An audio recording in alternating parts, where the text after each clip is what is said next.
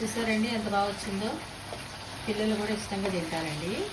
ఇది హెల్త్ కూడా మంచిదన్నమాట. ఎప్పుడైనా మనకు కావాల్సినప్పుడు మనం మిక్సీలో అయినా పట్టుకొని చేసుకోవచ్చు అండి, ఈజీగా చేసుకోవాలనుకుంటే. హాయ్ అండి, welcome back to Sukanya's kitchen. Sukanya's కిచెన్లో ఈరోజు నేను గుమ్మడికాయతో హల్వా ఎలా చేయాలో నేను చేసే పద్ధతిలో నేను మీకు చేసి చూపించబోతున్నాను. నైజీరియాలో ఎక్కువగా ఈ గుమ్మడికాయలు దొరుకుతాయండి.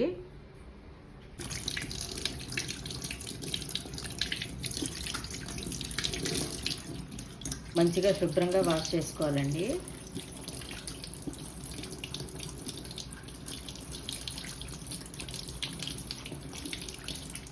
ఇదంతా శుభ్రంగా వాష్ చేసిన తర్వాత కట్ చేసుకోవాలి.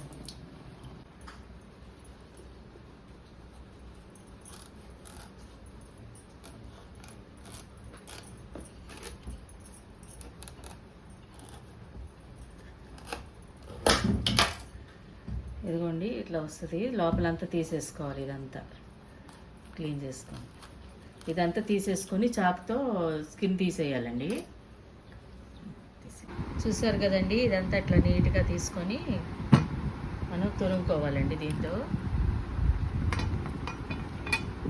ఈ చెక్కు పైది మన పేలర్తో రాదు, అసలు చాకుతోనే తీసుకోవాలి. ఆ గింజలన్నీ తీసేసి ఇలాగ తురుముకోవాలి.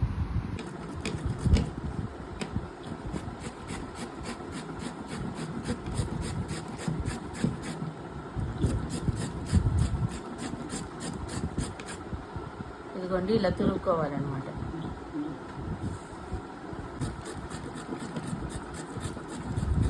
ఈజీగానే వస్తుందండి తురుముకుంటేది. దీంతో మంచిగా తురిమేది ఉంటే,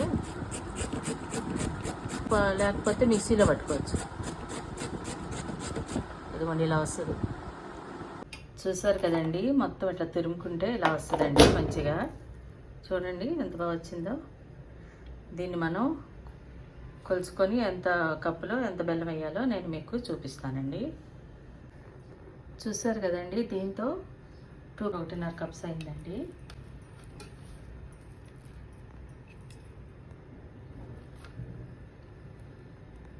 దీనికి బెల్లం మనం కూడా ఎంత తీసుకున్నానండి, కప్పుడు 1.5 అయింది కదండి. బెల్లం మనం దీన్ని వేస్తే ఈ కప్పు నిండా సరిపోతుందండి. ముందుగా స్టవ్ మీద మనం ప్యాన్ పెట్టుకోవాలండి. తర్వాత ఈ గీ అంతా వేసేసుకోవాలి. అనుకున్నాం కదండి, ఆ గీ హీట్ ఎక్కుంది. తర్వాత మనం ఇవన్నీ ఫ్రై చేసుకోవాలి. బాదం ఫ్రై అయిపోయినాయండి. తర్వాత కిస్మిస్,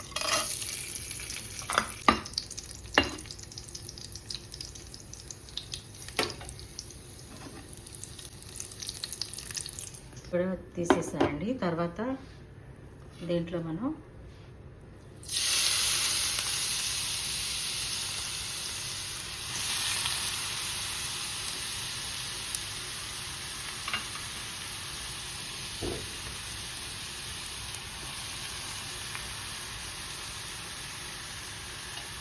మొత్తం ఫ్రై చేసుకోవాలండి.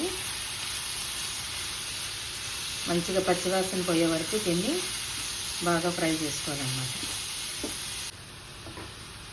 ఇదిగోండి ఇలా తిప్పుకుంటూ ఉండాలండి. పచ్చివాసన పోయే వరకు ఇలా తిప్పుతూనే ఉండాలి.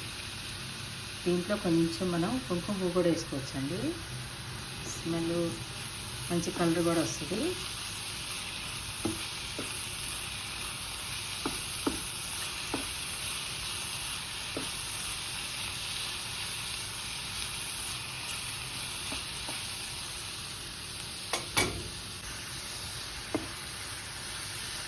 చూడండి ఎంత బాగుందో కలరు. తీపి గుమ్మడికాయలు అంటారండి ఇవి. ఇక్కడ ఎక్కువ దొరుకుతాయి అన్నమాట, ఈ నైజీరియాలో. బెల్లం ఇదిగోండి, ఈ యాలకులు పట్టుకొని పెట్టుకోవాలండి. కొంచెం షుగర్ వేసుకొని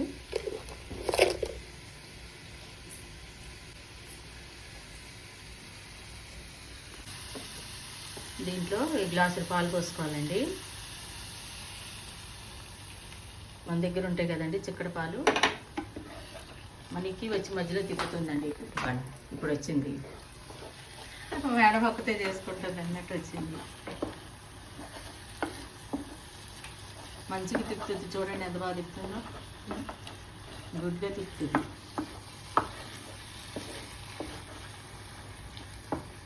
మిల్క్లో కొద్దిసేపు మనం ఇది ఉడికించాలండి. అవి ఫ్రై అయిపోయిన తర్వాత ఒక 5 మినిట్స్ కొంచెం తగ్గించుకొని వేసుకుంటే సరిపోకపోతే మనం కొంచెం వేసుకున్నామండి. అంతే అండి, మనకి సరిపడినంత వేసుకోవాలండి.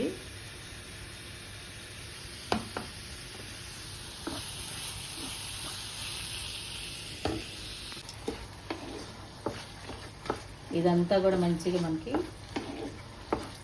బెల్లం అంతా కూడా మంచిగా పట్టే వరకు బాగా ఉంచాలండి.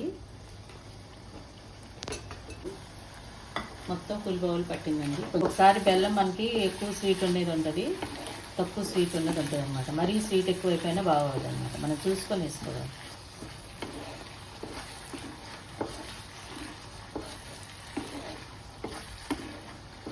పొడి షుగర్ యాలకుల పొడి ఉంది కదండి, ఇది కూడా వేసేస్తాం.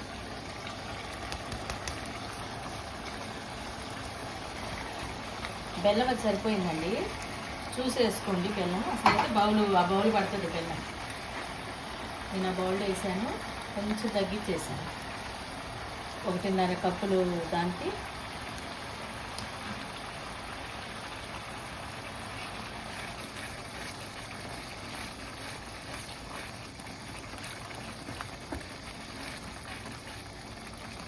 దీంట్లోనే మనం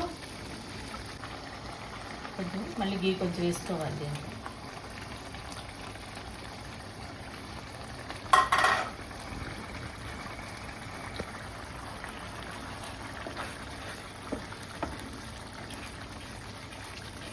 చూసారండి ఎంత బాగా వచ్చిందో.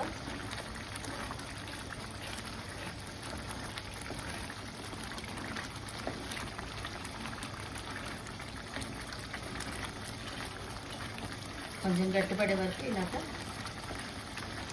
ఒక 2 మినిట్స్ ఉంచుకొని బౌల్లో దగ్గర పడే వరకు ఇలా ఉంచాలన్నమాట. అయిపోయిందండి, ఆయిల్ అంతా పైకి వచ్చేసింది.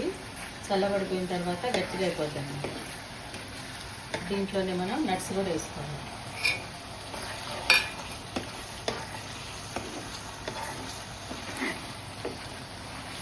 చూసారండి ఎంత బాగా వచ్చిందో. పిల్లలు కూడా ఇష్టంగా తింటారండి. ఇది హెల్త్ కూడా మంచిదన్నమాట. ఎప్పుడైనా మనకు కావాల్సినప్పుడు మనం మిక్సీలో అయినా పట్టుకొని చేసుకోవచ్చు అండి, ఈజీగా చేసుకోవాలనుకుంటే. చూసారు కదండి.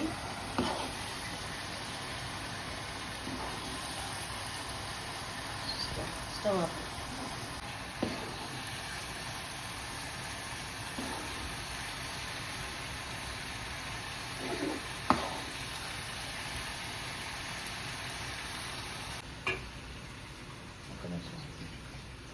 చూసారు కదండి ఎలా వచ్చిందో. మీరు కూడా ట్రై చేయండి. నేను చేసినటువంటి గుమ్మడికాయ హల్వా మీకు నచ్చినట్లయితే లైక్ చేయండి, సబ్స్క్రైబ్ అవ్వండి. Thank you for watching.